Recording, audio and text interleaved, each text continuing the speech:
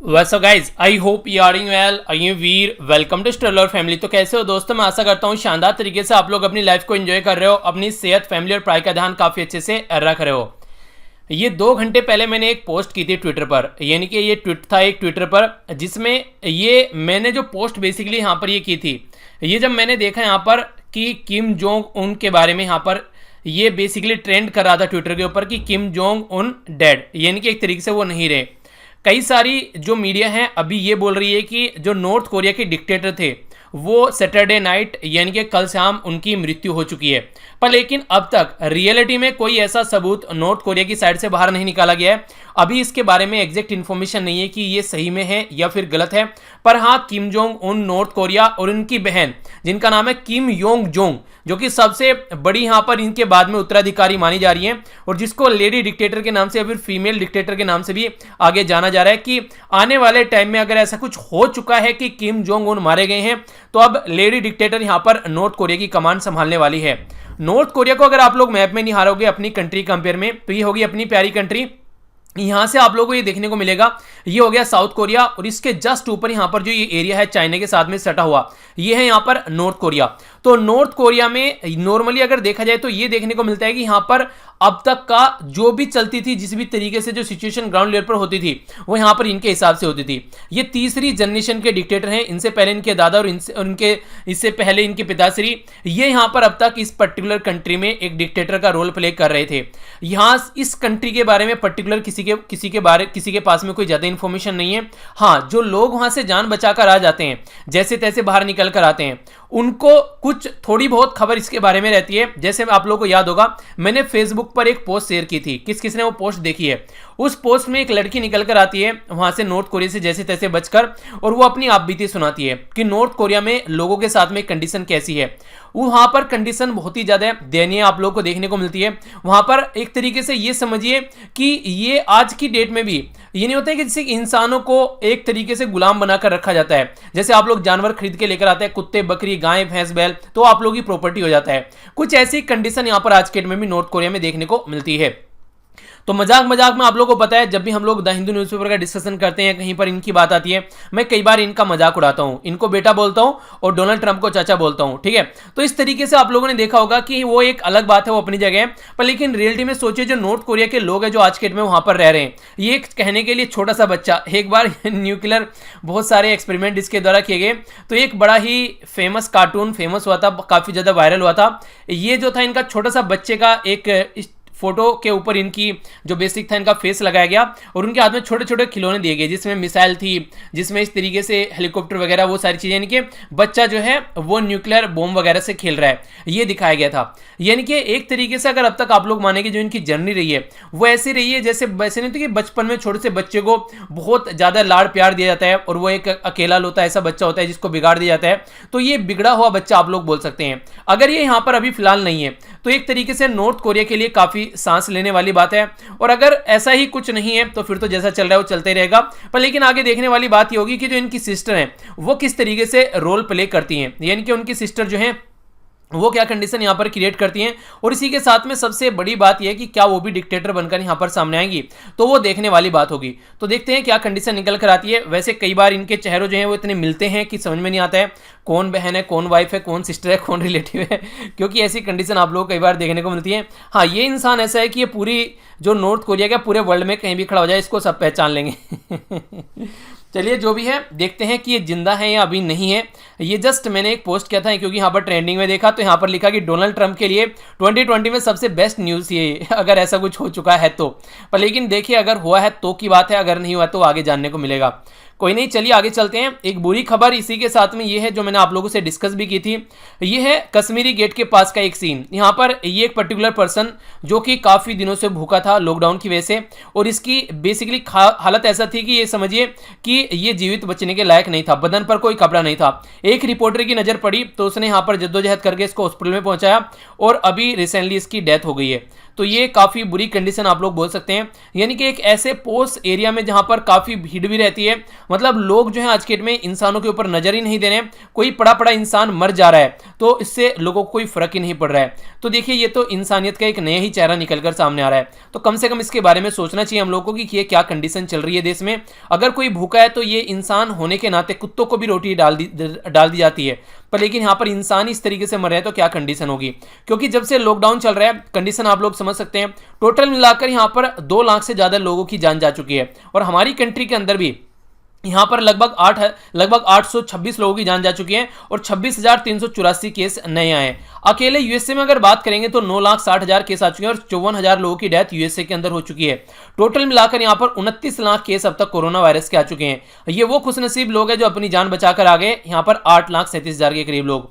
बाकी कंट्री आप लोग जानती है क्या सिचुएशन है ऑल ओवर वर्ल्ड में, इसके चलते तो थोड़ा सा आप भी इंसानियत के नाते अगर कोई कहीं ऐसी सिचुएशन बनती है, किसी को हेल्प की जरूरत है तो थोड़ी हेल्प जरूर कीजिए, जो भी आप लोगों से बन पड़ता है। मैं ये नहीं कह रहा हूं कि आप लोग अपने खुद को प्रॉब्लम में डालकर किसी की हेल्प करनी है, कम से कम उतना तो कर ही सकते हैं। जब आप लोगों को कोई प्रॉब्लम हो तो उस टाइम पर तो कम से कम आप लोग हेल्प कर ही सकते हैं इंसानियत के नाते। और जैसा कि आप लोगों को पता है संडे का जो हमारा लेक्चर होता है थोड़ा सा डिफरेंट होता है, इसका कोई रिलेशन नहीं होता है सैटरडे के साथ में। सैटरडे में जो भी क्वेश्चन मैं आप लोगों से पूछता हूं उनका आंसर आप लोगों को मंडे को मिलता है और संडे का लेक्चर जो होता है वो कंप्लीटली डिफरेंट होता है, यानी कि इनका कोई रिलेशन नहीं होता है। अगर आप लोग किसी रीजन से देख ना पाए तो आप लोग उससे बाद में भी देख सकें, तो इसलिए थोड़ा सा ये इसके साथ में हम लोग लेक्चर को थोड़ा सा इंडिपेंडेंट रखने की कोशिश की जाती है।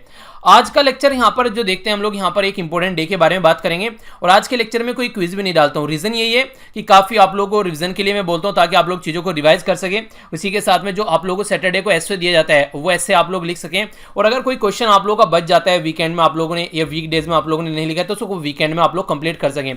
संडे सैटरडे में कोशिश किया कीजिए जो भी काम आप लोगों का पड़ा हुआ है पेंडिंग उसको आप लोग कंप्लीट कीजिए, ठीक है। बात करते हैं यहां पर वर्ल्ड इंटेलेक्चुअल प्रॉपर्टी डे के बारे में, जिसको WIPD भी आप लोग बोलते हैं। WIPD यहां पर वर्ल्ड इंटेलेक्चुअल प्रॉपर्टी जो डे है ये 26 अप्रैल को यहां पर सेलिब्रेट किया जाता है। बेसिकली यहां पर ये जो है बेसिकली इसका सेलिब्रेशन का मुद्दा ये है कि जो इवेंट है वो स्टेब्लिश किया गया था world intellectual property organisation WIPO के द्वारा 2000 में। यहां पर एक तरीके से अवेयरनेस फैलाई जाती है। आज की डेट में कोई पेटेंट आप लोग देखते हैं या फिर कोई कॉपीराइट ट्रेडमार्क आप लोग देखते हैं, कोई डिजाइन देखते हैं जो कि डेली लाइफ पर इंपैक्ट डालता है, तो एक तरीके से यहां पर आप लोग बोल सकते हैं क्रिएटिविटी को सेलिब्रेट किया जाता है। जैसे आप लोग यहां पर देखिए ये पर्टिकुलर लोगो है, ठीक है, ये यहां पर लोगो है। अगर ये लोगो जो है आप लोग जहां भी देखेंगे हाँ यार ये तो हमारी फैमिली SLV फैमिली का लोगो है, स्टडी लवर वीर फैमिली का लोगो, ठीक है। अगर यहां पर इस लोगो को लगाकर कोई अपना करंट अफेयर बेच रहा है और इस पर्टिकुलर लोगो को उसके ऊपर यूज कर रहा है कि ये SLV का लोगो है, तो एक तरीके से ये समझिए जबकि हमारी फैमिली में कोई भी ऐसा पेड प्रोडक्ट नहीं है, सारे यहां पर फ्री ऑफ कॉस्ट सबके लिए प्रोवाइड कराए जाते हैं, तो यहां पर एक तरीके से गलत मिसयूज इसका हो गया यहां पर लोगों का। या फिर कोई ये बोलिए जो भी आप लोगों को मैं यहां पर PDF प्रोवाइड कराता हूं टेलीग्राम के ऊपर, सारी ये जो है फ्री ऑफ कॉस्ट रहती है, कोई इन PDF को वहां से डालकर डाउनलोड करे और जाकर इसको बेचे। और कई सारे ऐसे केस देखने में मिले हैं, कई सारे बच्चों ने रिपोर्ट भी किया था। तो अगर कहीं पर भी ऐसा देखने को मिलता है तो आप लोग उनके झांसे में मत आइए, क्योंकि मैं ऑलरेडी इनको फ्री ऑफ कॉस्ट आप लोगों को टेलीग्राम पर प्रोवाइड करा रहा हूं, वहां से जाकर आप लोग डाउनलोड कर सकते हैं। तो कोई यहां पर मेहनत मैं कर रहा हूं और कोई यहां पर इससे पैसे कमा रहा है, तो ये एक तरीके से गलत चीजें हैं। तो इसके बारे में अवेयरनेस फैलाई जाती है कि ऐसा नहीं करना चाहिए। क्यों, एक तरीके से यहां पर जो क्रिएटिव जो एक तरीके से जो पर्सन यहां पर मेहनत कर रहा है उसको कम से कम एक तरीके से वो उसको डिसाइड करने दो कि उसको अपनी उस चीज को कैसे रखना है। जैसे मान लीजिए मैंने कोई किताब लिखी तो मैं बोलूं कि यार इस किताब की कॉस्ट इतनी रखूंगा कि जितना यहां पर इसमें बस वो कॉस्ट आए कि जो कि यहां पर बस प्रिंटिंग में जो कॉस्ट आई है और उस कागज की जो कॉस्ट है, यानी कि मुझे कुछ नहीं चाहिए, ठीक है। तो एक तो ये हो गया। दूसरा मैं बोलूं नहीं यार उस किताब की कॉस्ट रखूंगा 5000 रुपये, कम से कम 500 रुपये कम से कम रखूंगा ही रखूंगा, ठीक है। तो वो क्या हो गया, वो मैंने डिसाइड कर लिया कि मैं अपनी चीज का प्राइस क्या रखूंगा। तो ये हर एक पर्सन के ऊपर डिपेंड होता है, अलग अलग पर्सन के ऊपर, कि वो जो भी इनोवेशन करता है, कुछ चीजें बनाता है, कि वो अपना प्राइस क्या रखना चाहता है। यहां पर मैंने अपनी कॉस्ट 0 रख दी, यानी कि एक तरीके से ये ऐसा नहीं है कि इस चीज का प्राइस कुछ नहीं है। अगर यही आप लोग जाएंगे तो लोग इसको अच्छा खासा बेच रहे हैं, पर लेकिन मैंने अपनी कॉस्ट 0 रखी है, इस प्रोडक्ट की कॉस्ट 0 नहीं है। ये प्रोडक्ट अहमियत रखता है अपने आप में, क्योंकि यहां पर अगर एग्जाम में जाएंगे तो आप लोग क्वेश्चन देखने को मिलेंगे। तो इनडायरेक्ट वे में मेरी कॉस्ट 0 है जो मैंने रखी है, पर लेकिन प्रोडक्ट की कॉस्ट 0 नहीं है। अब इस प्रोडक्ट को ही कोई लेके जा रहा है और बेच रहा है, तो एक तरीके से वो गलत काम हो गया। तो इन सब चीजों के बारे में अवेयरनेस फैलाने के लिए 26 अप्रैल को ये डे सेलिब्रेट किया जाता है। किसी ने कोई दवाई बनाई, ठीक है, तो यहां पर एक तरीके से उसको रॉयल्टी नहीं मिल रही है, कोई और रॉयल्टी लूट रहा है उसकी, तो ये चीजें होगी। तो ये 26 अप्रैल क्यों चूज किया गया, ये इसलिए चूज किया गया क्योंकि वर्ल्ड इंटेलेक्चुअल प्रॉपर्टी जो डे है वो ये डेट है, ये कहीं ना कहीं ओवरलैप करती है जो आज की डेट में कन्वेंशन स्टेब्लिश किया गया था वर्ल्ड इंटेलेक्चुअल प्रॉपर्टी ऑर्गेनाइजेशन, जो कि 1970 में इन्फोर्स आया था, इन्फोर्स में यानी कि पिक्चर में आया था। इसी के साथ में जो थीम है 2020 के लिए वो काफी इंपॉर्टेंट है, इनोवेट फॉर ग्रीन फ्यूचर, यानी कि ग्रीन फ्यूचर के लिए आप लोगों को इनोवेट करना है, एक तरीके से प्रकृति के साथ में कनेक्ट करने की कोशिश यहां पर की जा रही है। तो वर्ल्ड इंटेलेक्चुअल प्रॉपर्टी डे जो कि 26 अप्रैल को सेलिब्रेट किया जाता है, अब की बार की जो थीम है ये काफी इंपॉर्टेंट है, इसके बारे में आप लोग याद रखिएगा। आगे बढ़ते हैं। नेक्स्ट न्यूज यहां पर इंपॉर्टेंट है, अगर आप लोग गवर्नमेंट इंप्लॉई हैं या फिर आगे आने वाले टाइम में काम करना चाहते हैं गवर्नमेंट में, यानी कि गवर्नमेंट जॉब के लिए आप लोग ट्राई कर रहे हैं, तो ऐसी चीजें आप लोगों को कम से कम पता होनी चाहिए। यहां पर बात की जा रही है डेयरनेस अलाउंस के बारे में, हिंदी में इसको बोलते हैं महंगाई भत्ता। महंगाई भत्ता यानी कि जैसे जैसे महंगाई बढ़ती है वैसे वैसे आप लोगों की सैलरी भी बढ़ती है, तो ये महंगाई भत्ता बोलते हैं। तो ये बेसिकली अगर आप लोग इसके बारे में बात करें तो मैंने आप लोगों को पहले पढ़ाया कि हमारी कंट्री में रिजर्व बैंक ऑफ जो इंडिया होता है, यानी कि सेंट्रल बैंक जो है आरबीआई वो है, उसको इन्फ्लेशन कंट्रोल करने का टारगेट दिया गया है, यानी कि +-2, यानी कि 4 +-2, यानी कि जो महंगाई है वो 2 से लेकर 6 के बीच में होनी चाहिए। पर लेकिन सोचिए इससे ज्यादा महंगाई होगी तो क्या करेंगे, यानी कि सैलरी में जो महंगाई है वो जुड़ती रहनी चाहिए, ताकि जो पर्सन है उसको सैलरी अपनी कम न लगे और उसको ये न लगे कि यार जॉब करने का कोई मतलब नहीं है, इससे तो मेरा खर्चा भी नहीं निकलता है। तो गवर्नमेंट ने इसके लिए डेयरनेस अलाउंस यहां पर स्टार्ट कर रखा है, जो कि यहां पर पर्सन को दिया जाता है। पर लेकिन ये जो डेयरनेस अलाउंस है यहां पर गवर्नमेंट ने बोला है कि यहां पर इसको होल्ड पर रख दिया गया है, यानी कि अब इसको बढ़ाया नहीं जाएगा। इसके लिए यहां पर गवर्नमेंट को लगभग 1 लाख करोड़ जो गवर्नमेंट है वो सेव कर पाएगी। आखिर ऐसा क्यों किया जा रहा है, आप लोगों को पता है इकोनॉमिक कैसी कंडीशन चल रही है, तो उसके चलते गवर्नमेंट के द्वारा ये स्टेप उठाया गया है। डेयरनेस अलाउंस जो है ये अभी जो यहां पर बात की गई है ओनली सेंट्रल गवर्नमेंट के एम्प्लॉय की बात की जा रही है, स्टेट गवर्नमेंट अपने आप अपना खुद का डिसीजन ले सकती है। सेंट्रल गवर्नमेंट जो है यहां पर उसके एम्प्लॉय और जो पेंशनर हैं, यानी कि जो पेंशन मान लीजिए आप लोग आर्मी में है, आर्मी से रिटायर हैं तो पेंशन आती है, तो ये उनके ऊपर इंप्लीमेंट किया जाएगा, यानी कि उनकी जो सैलरी वगैरह है वो हाइक नहीं की जाएगी, उनको डेयरनेस अलाउंस जो है वो बढ़ावा नहीं मिलेगा। एट प्रेजेंट ये कितना है क्वेश्चन बन जाता है, तो डेयरनेस अलाउंस जो फिलहाल आज के डेट प्रेजेंट है ये 17% है सैलरी का, यानी कि 17% आप लोगों को देखने को मिलता है। गवर्नमेंट ने अभी बोला था इसको 17 से बढ़ाकर 21% कर देते हैं, 4% की बढ़ोतरी करने की इसमें बात की थी, बढ़ाने की बात की थी, पर लेकिन फिलहाल इसको होल्ड पर रख दिया गया है। तो ये जो रिवाइज किया जाता है ट्वाइस एवरी ईयर, यानी कि ये ट्वाइस एवरी ईयर यहां पर रिवाइज किया जाता है, और महीना कौन सा रहता है, जुलाई और जनवरी, यानी कि जुलाई और जनवरी में हर साल इसको रिवाइज किया जाता है। तो अब की बार इसको रिवाइज नहीं किया जाएगा, तो इसके चलते यहां पर जो अलाउंस है यहां पर ये जो मिल रहा है वही यहां पर मिलता रहेगा इंप्लॉय और जो पेंशनर है उनको। और क्योंकि बेसिकली जो फंडा होता है ये होता है कि महंगाई कितनी बढ़ी है, तो महंगाई के चलते इसको भी बढ़ा दिया जाता है। मान लीजिए आज जब आप लोग 1 साल पहले जो दूध खरीद रहे थे वो 21 रुपए का पैकेट खरीद रहे थे, आज वो बढ़कर 25 रुपए का हो गया, तो 4 रुपए आप लोगों को ज्यादा देने पड़ रहे हैं, तो उसी के हिसाब से आप लोगों को यहाँ पर ये महंगाई भत्ता दिया जाता है। आज के डेट में अगर बात करें आप लोग, लगभग एक अप्रोक्सीमेशन है यहाँ पर ये 8.5% जो है यूनियन बजट का वो सेंट्रल जो गवर्नमेंट की जो सैलरी इंप्लॉयड है उनकी सैलरी जाती है, यानी कि लगभग मोटे मोटे तौर पर 8.5% जो है जो बजट का वो सैलरी देने में चला जाता है। तो ये बात यहां पर बोलने की बात की जा रही है। तो ये कुछ इंपॉर्टेंट इंफॉर्मेशन है जो कि आप लोग आंसर राइटिंग में यूज कर सकते हैं और डायरेक्ट भी क्वेश्चन आप लोगों से यहां पर बन सकते हैं। आगे बढ़ता हूं। नेक्स्ट यहां पर बात की जा रही है एक पर्टिकुलर मैंगो की वैरायटी के बारे में। आप लोगों को याद है हम लोगों ने शाही लीची के बारे में डिस्कस किया था, जो कि बिहार के अंदर में उसको जीआई टैग का दर्जा दिया गया है। अब यहां पर बात करते हैं, यहां पर ये है जिस तरीके से आप लोगों ने सुना किसी पर्टिकुलर एरिया के नाम पर पर्टिकुलर वैरायटी का नाम रख दिया जाता है, तो ऐसे यहां पर मैंगो का नाम रखा गया, इसको यहां पर बोला गया जगतियाल, ठीक है ना। वैसे जगतियाल मैंगो बोला गया, पर लेकिन इसको बेनिसान और यहां पर बंगानापल्ली वैरायटी बोला जाता है। तो ये जो वैरायटी है इसको साउथ इंडिया में यहां पर इसको मैंगो का राजा बोला जाता है साउथ इंडिया में, अगर आप लोग जाएंगे तो अप्रैल के महीने में यहां पर अभी रिसेंटली काफी इंपैक्ट पड़ा है इसकी हार्वेस्टिंग पे, लॉकडाउन के चलते जो मार्केट है वो बिल्कुल बर्बाद है, नॉर्मली आप लोगों ने देखा होगा। और ये काफी लार्ज स्केल पर हमारी कंट्री में जैसे दिल्ली, चंडीगढ़, अहमदाबाद, कोलकाता, लखनऊ, ग्वालियर, श्रीनगर, अलग अलग एरिया में इसको यहां पर सप्लाई किया जाता था, जहां पर इसको जगतियाल आम के नाम से भी जाना जाता था। अब की बार मार्केट में आप लोगों को देखने को मिल रहा है कि कंडीशन क्या है, सारी चीजें लॉकडाउन चल रही हैं। ऐसे ही शाही लीची के बारे में हम लोगों ने डिस्कस किया था। तो ये कई बार ऐसा होता है आप लोगों से किसी प्रोडक्ट का नाम दे देंगे कि शाही लीची कहां पर फेमस है, ये पर्टिकुलर आम कहां पर फेमस है, या ये रसगुल्ला कहां पर फेमस है। तो इसीलिए मैंने आप लोगों को जीआई टैग के ऊपर एक कंप्लीट वीडियो बनाई थी, जिसमें जो भी रिसेंटली न्यूज में है वो सारी चीजें मैंने डिस्कस की थी। तो ये चीजें जो भी करंट में है उनको जरूर देखते रहिए, ताकि क्वेश्चन बने तो आप लोगों के माइंड में कोई कंफ्यूजन न हो। नेक्स्ट यहां पर बात की जा रही है एक पर्टिकुलर फूल के बारे में, ठीक है। तो यहां पर एक वुमेन है जिनके द्वारा, जो केरला की रहने वाली है, जिनका नाम है वासिनी बाई, इनके द्वारा डेवलप किया गया यहां पर एंथोरियम फ्लोर। तो यहाँ पर 10 वेराइटी यहाँ पर डेवलप की गई हैं। बेसिकली एक तरीके से इंडोर डेकोरेटिव प्लांट आप लोग इनको बोल सकते हैं। ये एक तरीके से काफ़ी ज़्यादा रिक्वायरमेंट है आज के डेट में, क्योंकि लोग बाहर निकलना कम पसंद कर रहे हैं और घरों में रहना ज़्यादा पसंद कर रहे हैं, जो कि जरूरी भी है। तो मार्केट में इनकी काफ़ी ज़्यादा डिमांड रहती है। तो इसी के चलते, इनकी काफ़ी डिमांड के चलते कई लंबे समय से सोचा जा रहा था कुछ इनोवेशन किया जाए। तो नेशनल इनोवेशन फाउंडेशन के द्वारा भी इसको एक्सेप्ट किया गया।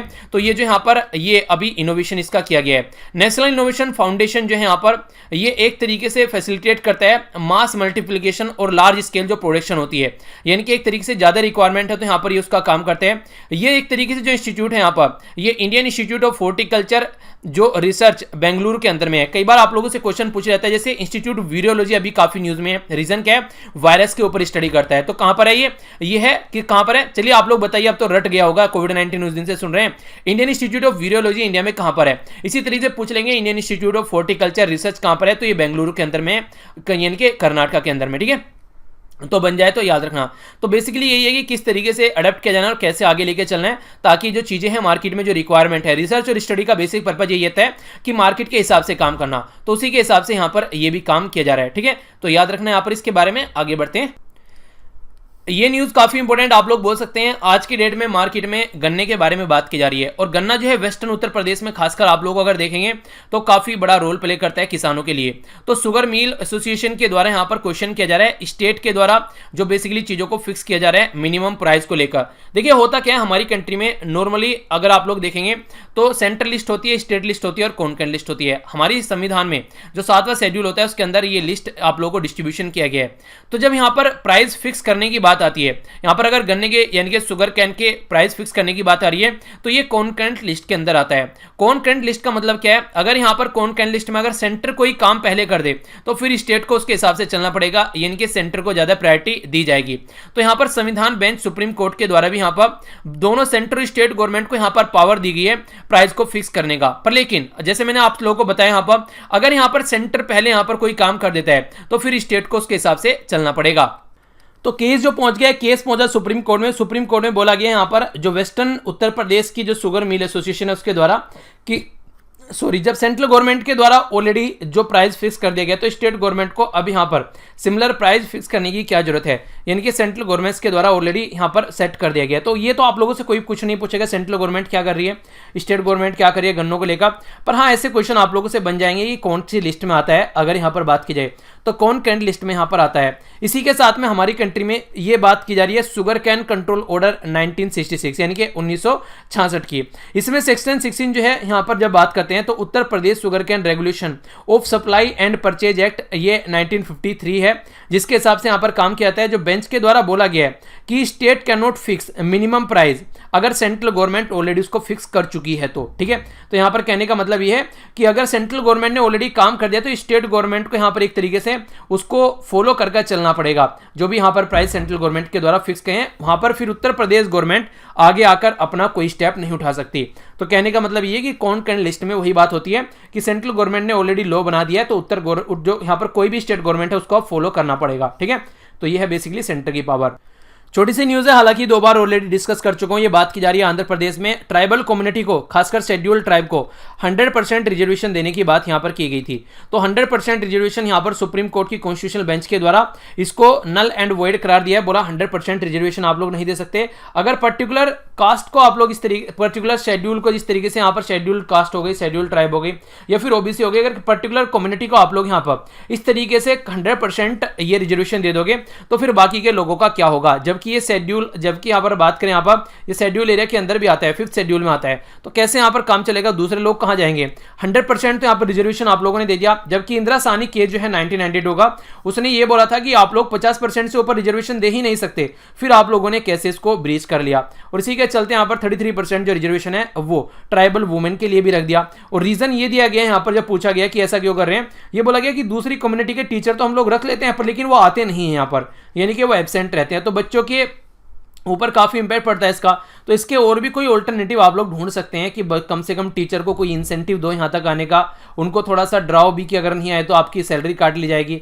तो कुछ ऐसा करो तो सोल्यूशन निकाला जाएगा। ये क्या तरीका है कि बाकी के लोगों को साइड में करके आप लोगों ने पर्टिकुलर कम्युनिटी के लिए रिजर्वेशन प्रोवाइड करा दिया गया है। तो ये हम लोगों ने आर्टिकल भी डिस्कस किया था, तो यहाँ पर क्रिटिसिज्म इसका देखने को मिल रहा है और सुप्रीम कोर्ट ने भी इसको बोला है कि ये सही तरीका नहीं है। फंडामेंटल राइट टू इक्वलिटी के बारे में बात करें, राइट टू एक इक्वल अपॉर्चुनिटी की बात करते हैं इंप्लीमेंट में, तो उन सब चीजों पर भी ये खरा नहीं उतरता है। ठीक है, तो वो भी हम लोगों ने डिस्कस की थी, तो रिवीजन करते रहिए ताकि कोई कंफ्यूजन न हो। तो ये था टोटल आज का नन्हा सा मुन्ना सा प्यारा सा डिस्कशन। आई होप कि आप लोगों ने एंजॉय किया होगा। अब देखिए किम जोंग उन जिंदा है या फिर ये क्या रहस्य यहाँ पर चल रहा है उसके बारे में भी जानने को मिलेगा, क्योंकि काफी दिनों से ये भी खबर आ रही थी कि ये बीमार चल रहे हैं। आप लोगों का क्या मानना है यहाँ पर, अगर भतीजा मरता है तो चाचा खुश रहेंगे या फिर क्या होगा, देखते हैं आगे आने वाले एपिसोड में। तो आज के लिए इतना ही। अच्छे से एंजॉय करते रहिए, जो भी आप लोगों को टाइम मिलता है उसमें कोशिश कीजिए, अपनी पढ़ाई कीजिए, अपना रिवीजन करते रहिए। और मिलता हूँ नेक्स्ट लेक्चर में। बाकी ट्विटर पर भी आप लोग मेरे साथ में कनेक्ट हो सकते हैं, ट्विटर का भी लिंक आप लोगों को वीडियो के नीचे मिल जाते हैं। इंस्टाग्राम पर कई सारी पिक्चर शेयर की जाती हैं, वहाँ पर आप लोग कनेक्ट हो सकते हैं। और पीडीएफ डालने के लिए आप लोग टेलीग्राम पर आप लोग जुड़ सकते हैं। सारे लिंक वीडियो के नीचे मिल जाएंगे, जहाँ पर भी आप लोगों को सुटेबिलिटी के आप लोग कनेक्ट हो सकते हैं। तो मिलता हूँ नेक्स्ट लेक्चर में। बड़ों को नमस्ते, छोटों को प्यार, छोटी सी लाइफ है एंजॉय करार। तब तक के लिए जय।